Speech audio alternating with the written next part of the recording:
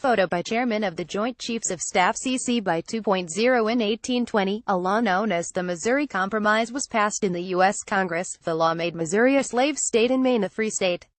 In addition, the law prohibited slavery in the Louisiana Territory north of the 36° 30' latitude line.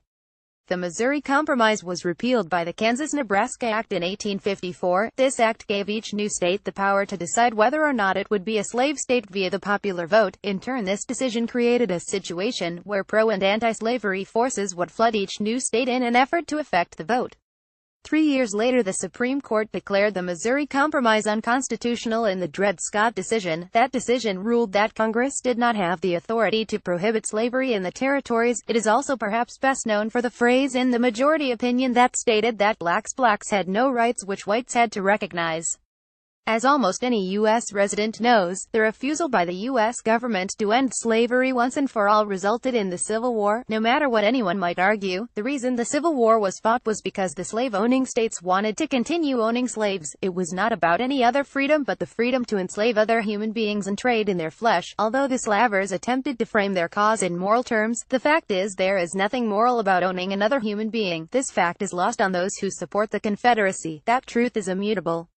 This is why there is a clamor to remove statues across the United States that honor the men who led the armies of the Confederacy. The continued presence of those statues is not a reminder of a blighted history. Such reminders can be made in museums and history books. No, they are exactly what they seem to be: honorifics to men who killed and died for the right to own, buy, breed, and sell other human beings. That war was fought to protect the monetary assets the slaves represented, their actual value, their potential value in offspring, and their labor value. The men represented by these statues are no more honorable than the men who organized the German Nazi Party, enslaved millions in concentration camps, and ultimately murdered millions, most of them Jewish. The only memory such humans deserve is as a reminder of a place humanity must never return.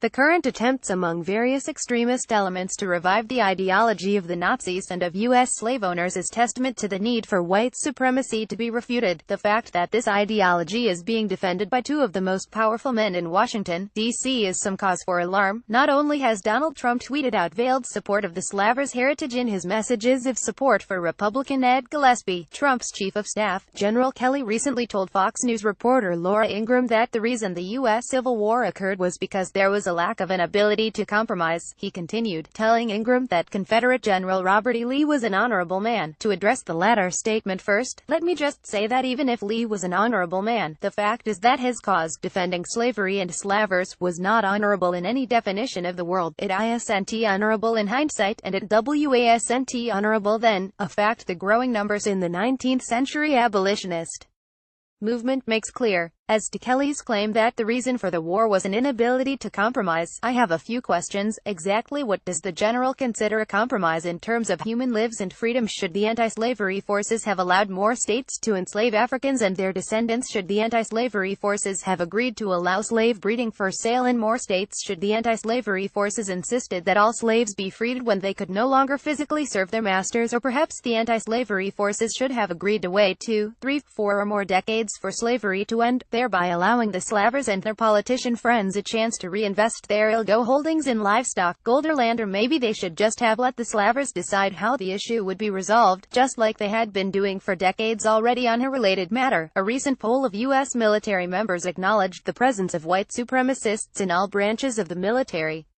Although this phenomenon is not new, I know from my years as a military dependent how prevalent racism is in the institution. It becomes easier to understand how such a phenomenon exists when men with views like General Kelly command an entire branch.